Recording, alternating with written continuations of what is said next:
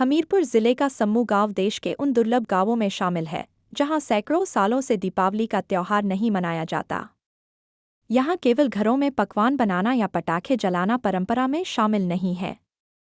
माना जाता है कि यदि किसी ने यह प्रयास किया तो गांव में आपदा या अकाल मृत्यु हो जाती है। इस गांव की औरत हो गई थी सती, उसका पति आया था, फौज में था वो ना। फिर उसकी मृत्यु हो गई, फिर वो रास्ते में मिला और वहाँ उसने लकड़ी काट के इकट्ठा उधरी जला दी उसको। और फिर वो श्राप दे गई कि इस गाँव में दिवाली मनाएंगे तो नहीं बीमारी पड़ेगी वे। तो आज भी नहीं मनाते हैं दिवाली? नहीं, दीप दाप जलाते हैं और दिवाली नहीं मनाते हैं। ठीक। हाँ जी, ये तो दो तीन इकट्ठे मरते हैं तो तीन चार घरों में इकट्ठे फिर अचानक ऐसी घटना घटती है, उसका पता ही नहीं चलता है। या तो फिर आग लगने शुरू होती है तो दो तीन घर चार आग से राख हो जाते हैं।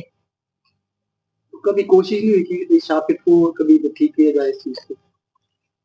कोशिश ये है कि है पहले पहले जो हमारे पिछले उन्होंने तो कोशिश की, पर उस कोशिश करने के बाद घटना जो घट गई, फिर उस डर के मारे फिर मनाई नहीं दिवाली। पूजा वगैरह कब करते हैं?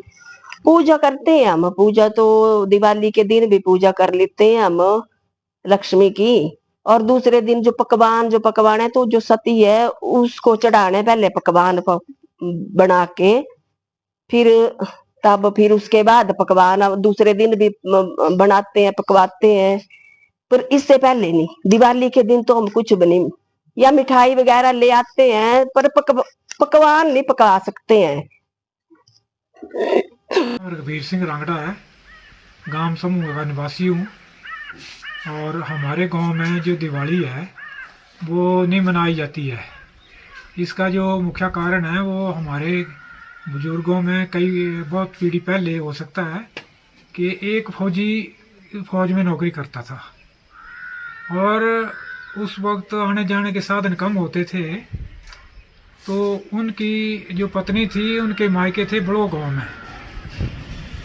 तो वो अपने मायके जा रही थी अपने बेटे के साथ, और रास्ते में वो आदमी मिले जो उनके पति स्वर्गीय पति का सामान लेकर फौज से वापस आ रहे थे समूह गाँव में घर में, वो उस फौजी का सामान लेने के लिए छोड़ने के लिए। तो उनकी मुलाकात जो है वो बड़ों में क्या बिरडी के चौक में वो थोड़ा पेड़ के नीचे विश्राम कर रही थी। तो वहाँ उन्होंने पूछा कि मैंने समूह गांव में जाना है तो कैसे कैसे जाएं। तो उन्होंने पूछा कि किसके घर जाना है, तो उन्होंने बताया कि फलाना फलाना फौजी था और वो मर गया है और उनका जो सामान है वो हम उनका घर में छोड़ने जा रहे हैं। तो उस औरत ने बोला कि वो तो मेरे पति हैं।